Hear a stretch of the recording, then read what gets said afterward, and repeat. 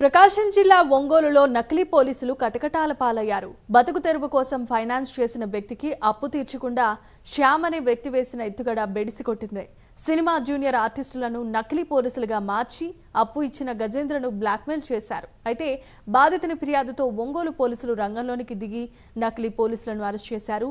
నకిలీ పోలీసుల ఆట కట్టించిన ఒంగోలు పోలీసులను ప్రకాశం జిల్లా ఎస్పీ దామోదర్ అభినందించారు. కుమార్ అలియాస్ శ్యామ్ అనే అతను సలూన్ కమ్ బ్యూటీ పార్లర్లో రన్ చేస్తున్నారు. దాని కోసం ఒక వ్యక్తి దగ్గర ఒక 10 lakhs అప్పు తీసుకోవడం జరిగింది. అతను రీపేమెంట్ చేయకుండా ఉంటే గత 10 monthsగా రెగ్యులర్గా అడుగుతున్నారు ఈ అప్పు ఇచ్చినటువంటి వ్యక్తి. ఆయన సమాధానం చెప్పకుండా దాటివేస్తున్న సందర్భంలో దీన్ని ఎలాగైనా తప్పించుకోవాలి అని చెప్పి ఒక ప్లాన్ చేశారు ఈ శ్యామ్ అనే వ్యక్తి. ఈ ప్లాన్ ప్రకారం ఇతను హైదరాబాద్లో ఇతని దగ్గర పనిచేసినటువంటి వందన అనే ఒక అమ్మాయి అలియాస్ నిమ్మల విజయలక్ష్మి అనే అమ్మాయి ఇంతకుముందు ఇతని దగ్గర పనిచేసింది ఈ మేనేజర్గా.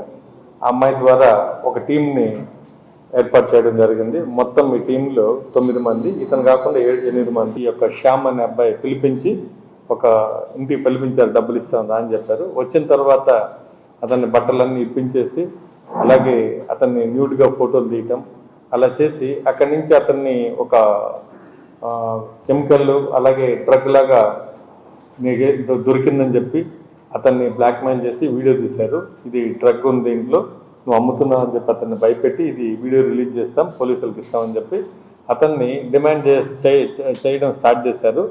దీంట్లో సంధాపురం శ్రీశైలం అనే అతను సబ్ ఇన్స్పెక్టర్ క్యారెక్టర్గా, సురేష్ సిఐగా, రాజు అనే వ్యక్తి కానిస్టేబుల్గా, అంబర్పేట శ్రీలక్ష్మి ఉమెన్ కానిస్టేబుల్గా, అలాగే కొక్కిరిపర్తి దుర్గాప్రసాద్, దోర్నాల విజయ్ కుమార్ అండ్ దోర్నాల శ్రీశైల్ వీళ్ళందరూ కూడా ఒక టీం లాగా అతన్ని కార్నర్ చేసి బట్టలు లేకుండా వీడియో తీసి భయపెట్టినటువంటి టీం ఇదంతా కూడా దాదాపు లాస్ట్లో ఒక 20 lakhs డిమాండ్ చేశారు. crore rupees నుంచి ఒక 5 crores నుంచి అలాగా బేరమాడి ఆఖరికి ఒక 20 లక్షలు ఇచ్చేటట్టుగా అతని దగ్గర భయపెట్టారు. లేదంటే వీడియోలన్నీ రిలీజ్ చేస్తామని చెప్పారు.